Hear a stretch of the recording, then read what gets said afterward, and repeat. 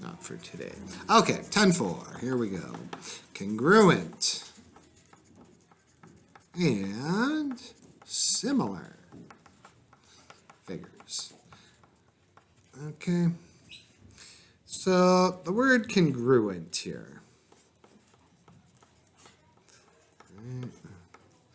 So the book defines it if one can be moved to fit exactly over the other, which is not really that great of a definition to me at all, because we use the word a lot for more purposes than that. But things that are congruent are equal to each other, or they are identical. Both of the fine here. So when we talk about congruency can be lines, like if I drew a 2-inch line, I don't have a ruler, but if I drew that line and then I drew the exact same, assume that line is identical in size, probably isn't, but pretend it is. Well, I would say those two lines are congruent, or line segments are congruent. If I drew a 45-degree angle and somewhere else I saw another 45-degree angle, maybe it would be facing that way, I would say these two angles are congruent. They're both 45-degree angles. They're the same measurement. They're identical to each other. They may face different ways, like if this is a perfect line and I drew a line that way, that's perfectly the same measurement. Well, those lines are congruent. They may face different directions. They may be turned different ways, but that doesn't change that they're both the exact same measurement. Just because a 45-degree angle is this way or that way doesn't change that they're both 45-degree angles. They're the same angle. Does that make sense? So when you're dealing with congruency here, there is a symbol for congruency. I'll just kind of sketch something that the book has done here. They show some different figures here that are congruent to each other. And again, I guess you could say how they do it. They say if I could put one on top of the other, and it would just look like there's just one there. Like if I put these two parallelograms on top of each other, there's my angles, these weird shapes here. They may be turned different ways, but they have the same side measurements. The angle here is the same in both. They're identical for all practical purposes to each other, so we call them congruent to each other. So the book kind of shows these two triangles here, and again, we'll assume they're perfect triangles. This is triangle ABC. This is triangle DEF. You can use the symbol. Sometimes a symbol for a triangle is that. There's triangle ABC. Here's triangle DEF. But these triangles, if I'm trying to say to you that they are congruent, here's the symbol that you need to know, and you'll see off and on here. It's basically an equal sign, all right, with this little wavy line above it like that. Book, if you have your book here, you can see we're going to be identifying some congruent pieces and stuff, but right there you see the congruent symbol all 6 different times here. That's the symbol for congruent. It basically means we're equal to. You don't really use the equal sign. The equal sign is more for algebra and formulas and stuff. But when you're doing geometry type stuff, we don't really say equal to very often. We say congruent to. And they're more or less the same thing, right, for all practical purposes. So what it's telling me here is we're identifying corresponding parts. And I'm going to break it down 2 ways. Corresponding sides and then corresponding angles.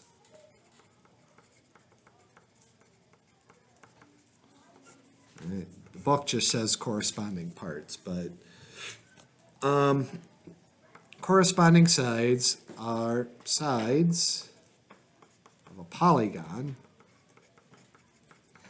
And these are polygons here. We don't really have an official polygon. Oh, well, I guess there it was, 10.3. So very briefly here, I'm going to take a step back here. You don't need to write any of it down here. A lot of this I don't care about here. But polygons. What exactly is a polygon? So polygons are, they have at least 3 sides. A triangle is the smallest polygon because I can't draw a 2-sided figure, right? I can draw a line. That's not a polygon, though. That's just a line that I drew there. And I can draw another line. Well, that's an angle. That's not a polygon either. And if I draw a third line, that's a polygon. How do I know it's a polygon? Well, a polygon, all the sides will connect together. There won't be like some open gap somewhere. It can be any shape at all. It doesn't have to form any particular shape. I mean, I could do that. That's a polygon. You know, how many sides? 1, 2, 3, 4, 5, 6, 7, 8-sided figure right there. It's an octagon. Doesn't really look like an octagon, like a stop sign, right? That's what normally you think, but polygons are defined by how many sides they have, not necessarily what they look like. Like a pentagon, you know the big building in Washington, D.C., right? We've all seen it. Well, that is also a pentagon right there. Why? Because it's a 5-sided figure. So things that are like the one in Washington, D.C., they call that a perfect pentagon because all the sides are congruent to each other, but they're defined by how many sides. This right here would not be a polygon. Because it looks like Australia. No, it's because I got this gap sitting open right here, right? A polygon, all the sides will close together. So if I do this, well, now I've made it a polygon. Now it is a polygon. So circles are circles. Circles aren't polygons. Circles are just circles. And we're going to talk about circles later in this chapter. But circles are not polygons. Circles don't have any sides. They're just one endless loop that never begins or ends for all part, right? There's no like a line. There's no lines in a circle. So a circle is a circle. But any other shape starting with a triangle, meaning a rectangle, a square, a heptagon, a dodecagon. You may not know what these are. These are all polygons. So really we'll focus on triangles, squares, rectangles, stuff like that here.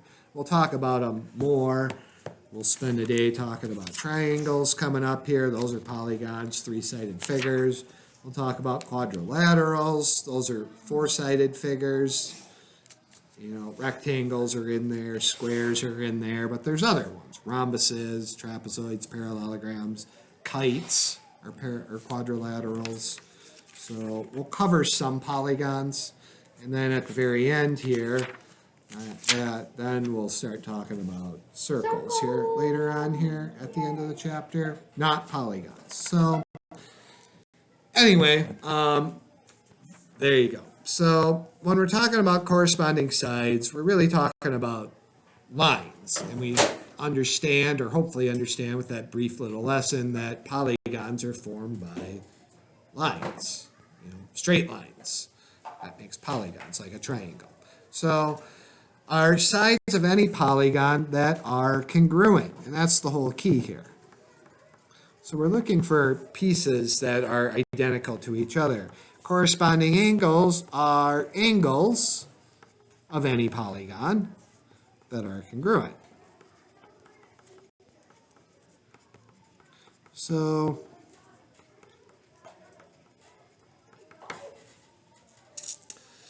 when we talk about the term corresponding, it's really one of two things. There's either corresponding sides or corresponding angles going on here.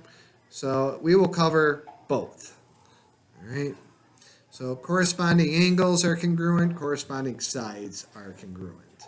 So let's go back, and again, I'm just kind of looking at this thing right here is what I'm talking about, right? So I'm going to recreate it again a little farther down. Again, doesn't mean in theory, pretend these are perfectly perfect to each other. Are they? Probably not. But reference the book if you want here. The book's probably perfectly perfect. So maybe if I had a ruler and all that, but so what we're trying to do is how many sides does a triangle have? Three, right? And if these triangles are indeed congruent, and I'll tell you that they are. So there we go. Triangles are congruent. Well then, by definition, all the sides are congruent as well. So what I'm trying to do is identify the corresponding side that is congruent. So we are talking about line segments here. So we're going to be using the line segment symbol today. And again, we've covered all three of them here. We started out, we spent some time talking about rays back in 10.1, right? Remember when we had to identify sides of angles? Those are two rays that share a common endpoint. We had to use our ray symbol. In 10.2, we had some perpendicular lines. So then we were using our line symbol. But now we're going to be dealing with line segments. Back to 10.1, line segments, lest you forget, begin and end, rays go on forever and ever in one direction, and lines go forever and ever in both directions. But these are line segments. They begin and end at points. I could put points on these things too if I chose to make it a little easier to see. But these are line segments. They're not lines. They don't go forever and ever in any direction. They have a beginning and ending. They're not rays. They don't go off to infinity in one direction. They literally start and end at a spot, right? So what we're going to have to do here, and you'll do it in your homework, you'll do it in your quiz, and we'll do it here in just a minute down here, is identify the corresponding parts, is if I look at this triangle and say line segment, well, which of these three lines, line segment DE, line segment EF, or line segment DF is the exact same measurement as line segment AB? Again, you can look at your book here. It kind of does it like that. So you see AB over here, right? So look at the other triangle over here. Here's line segment AB from here to here. That's what I'm talking about. So in this triangle, does line segment DE, line segment EF, or line segment DF? Which of those three is the exact same line segment as line segment AB? DE. That is correct. So I would say that line segment AB is congruent to line segment DE. What if I took BC? And again, which one? EF. Right, EF. BC and EF are congruent. They have identical measurements. And then the last one I have left, AC, is congruent to DF. Right. So what did I do here? Well, I used my line segment symbol because I'm talking about a line segment. I used my congruency symbol because the question is identify the congruent or corresponding parts of this triangle here. What I'm saying is what sides are equal. There's three sides, so I should have three sets of values here. Each side has a corresponding part that is congruent. Side 1, side 2, side 3. That makes sense a little bit? Oh, yeah. How that works there. Again, the book here, they're going to be pretty generous. I mean, in future years, they'll flip these shapes around so they won't like be perfectly perfect next to each other. They'll like have one like this, but they'll turn this other one on its side 90 degrees type of deal. So then it can be a little harder to match up the pieces. You got to kind of visually kind of rotate some of these figures around in your mind to figure out where the corresponding parts are. But here in 5th grade, again, they'll keep it pretty straight here on us. They're not going to get zany with you on that, okay? But it's really about, again, as I said, is it hard to do? I don't think so. I think you could look at it and go, well, that and that looks the same, that and that looks the same, and that and that. That's not really hard. But think about all the things we talked about. Corresponding sides, congruent symbol, line segment symbol. Well, that's probably a little harder. Trying to just write this stuff out in the proper form for geometry purposes here. That's more of the challenge, I think, than trying to solve what's what here. Do you agree with that? Where the challenge lies? So over here, I'm going to draw another triangle. I'll just kind of copy the one the book has here. But they draw a couple things here. GHI, JKL. They show right angles here. This is 40 degrees, that's 40 degrees, that's 50 degrees, and that is 50 degrees. So, same general question here. We're identifying corresponding parts, but this time we're looking for corresponding angles. So, there are 3 angles here that form a triangle. Anybody, name one of the angles over here. HJ what? An angle is defined by three letters. Oh, yeah. GHI. So that would be this angle right here. GHI. And again, I'm talking, when she says GHI, we're talking this angle up here. Because remember, the angle is always defined by its vertex. Otherwise, if you just say GHI, if you're saying this angle right here, well, what angle is this? If I name it, though. What angle is this? It is a right angle, but what's its name? Oh, HGJ. This is an I think, here. Yeah, HGI. And that, of course, is that angle right there. This angle over here, somebody besides Ella or Noah, what's this angle right here? Michaela. Right angle. Naming it. George. IHJG is this angle up here. Roland. HIG or GIA. But again, an angle is defined by its vertex being in the middle. That's how I know each of these are different angles here. Whatever's in the middle is the angle. So that one is that one right there. That is that one right there. Okay?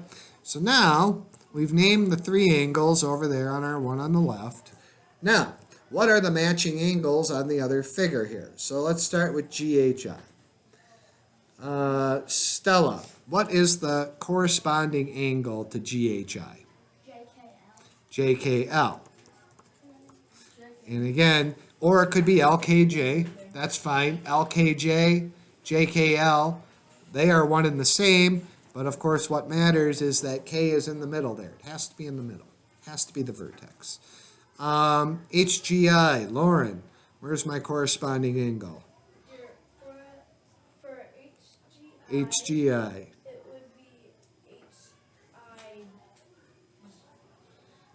The corresponding angle is going to be coming from the other figure. Oh,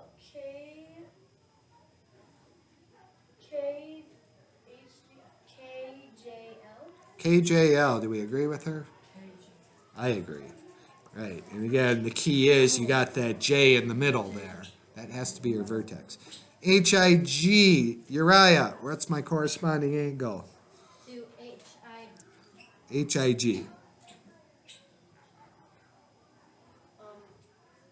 corresponding angle to HIG. Yep.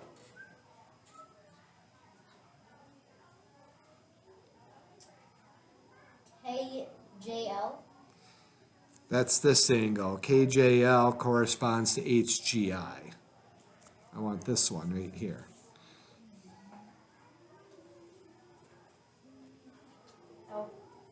LJK.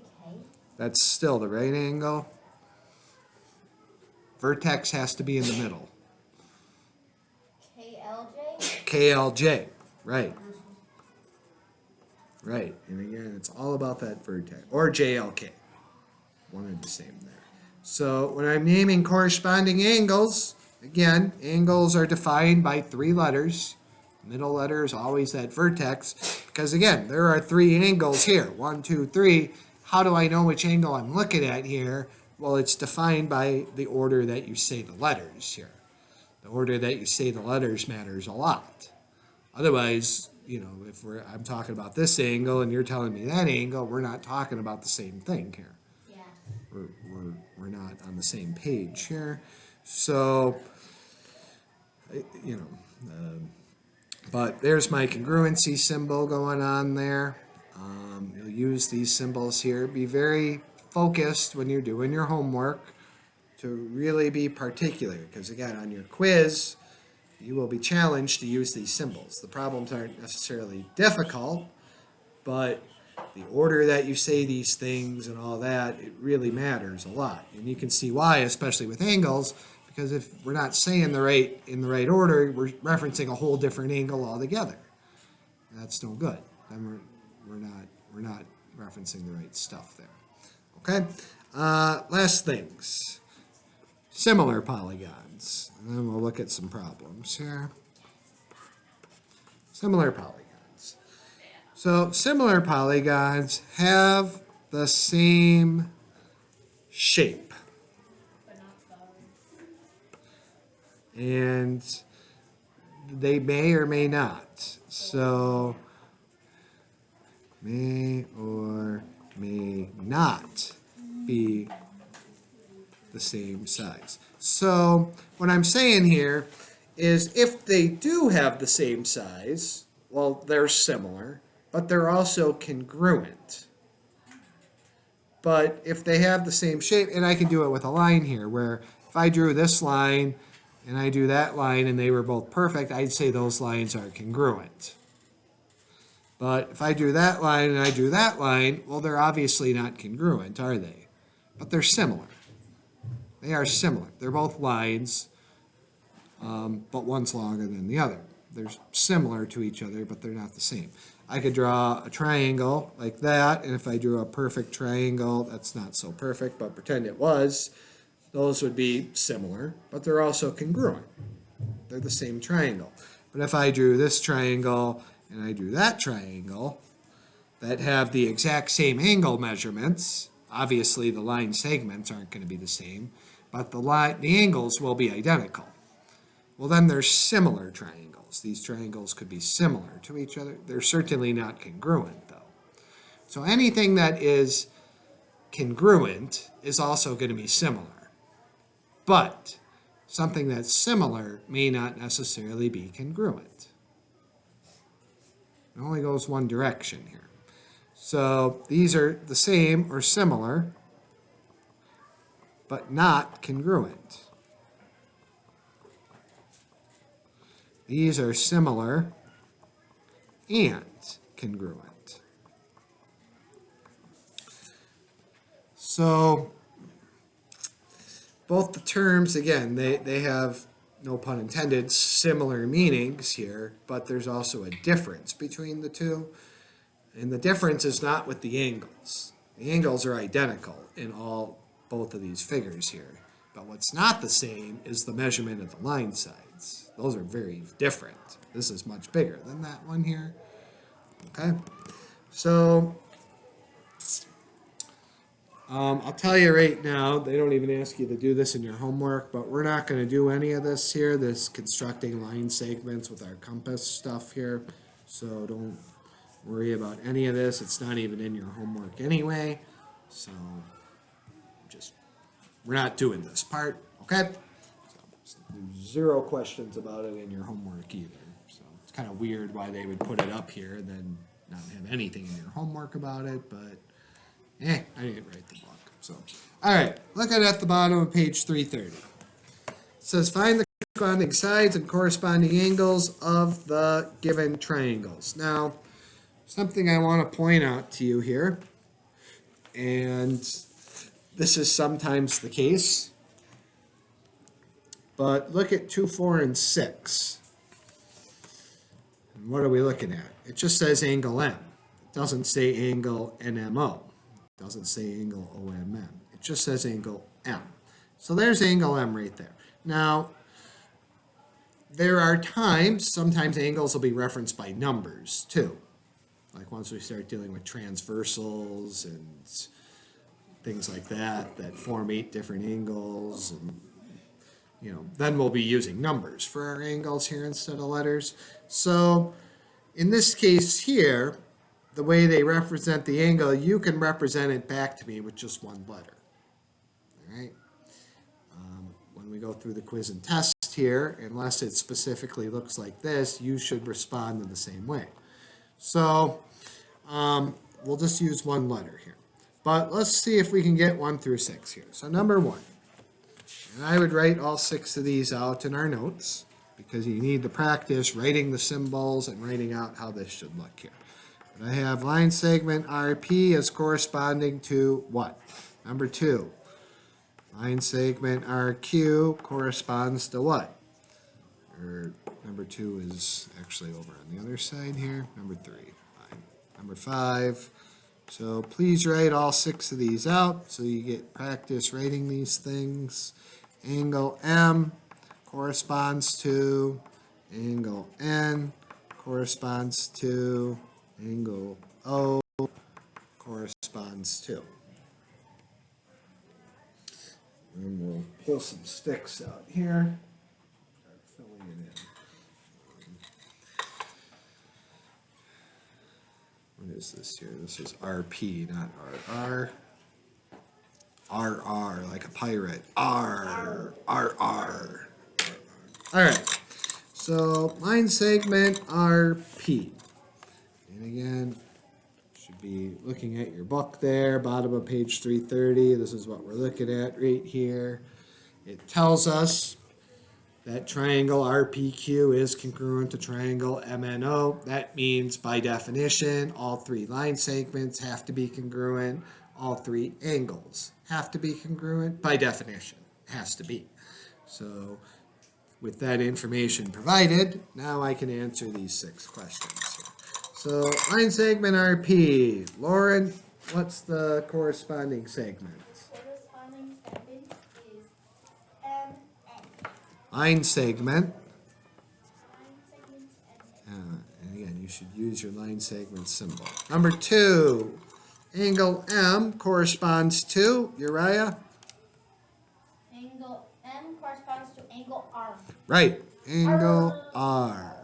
So again, using my angle symbol. Whenever I'm referencing angle, I use my angle symbol.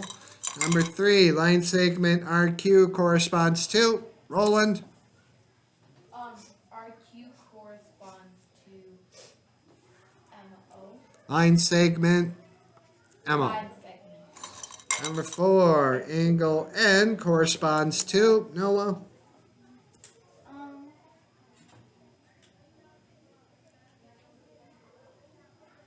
Would be PR.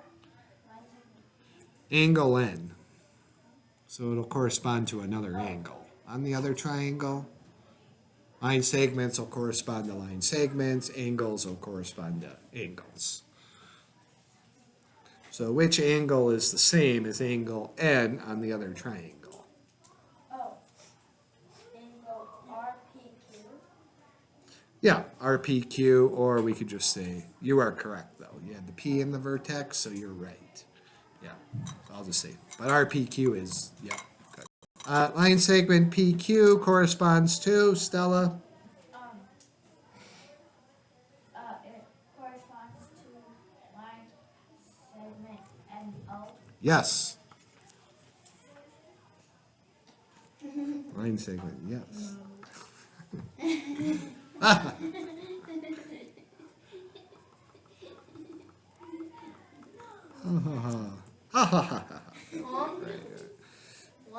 No is correct. No is yes.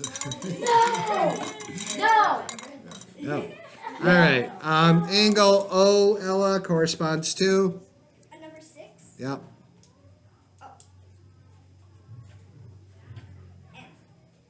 What? O and N are on the same triangle. You need to go to the other triangle. What's the same angle as angle O on the other triangle? Oh, Q. Angle Q. Right. So again, corresponding parts are going to be what part is the same on this triangle is the same on this other triangle. Does that make sense? A lot of it. All right. We don't have to write these down here. We'll speed this up real quick here. So 7, 8, 9, and 10. Are the figures similar? Number 7. Are those figures similar, you think, George?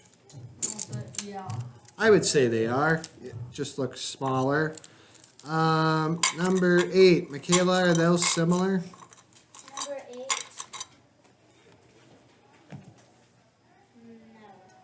No. No, I would say no. Those aren't the same shape. Even if I made this bigger, it would never really look like this triangle, would it? Heck, If I then- blew this thing up. What about number 9? Ella, are those similar? No, they aren't. Clearly, I mean, this is all right. That's not, no, they're not similar. Number 10, George? Number 10. Yeah. Yeah, I'd say they're similar there. Last part, we don't have to write down here. Take some time here. Basically the same thing we did 1 through 6, right? Where they gave you the first part.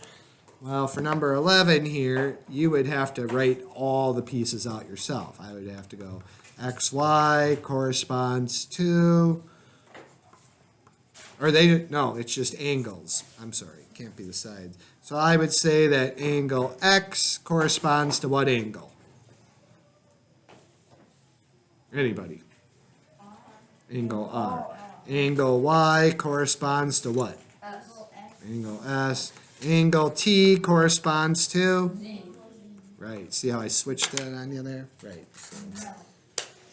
All right. That's about it. Homework shouldn't be too challenging, but just read the directions carefully. Make sure to use your corresponding symbol, your line segment symbols, your angle symbols, Yeah, Mr. Beltran. all that wonderful stuff that you love to do. I don't see anybody outside, so probably inside. If you owe me corrections, phone calls, rubrics, you can bring any of that stuff to me.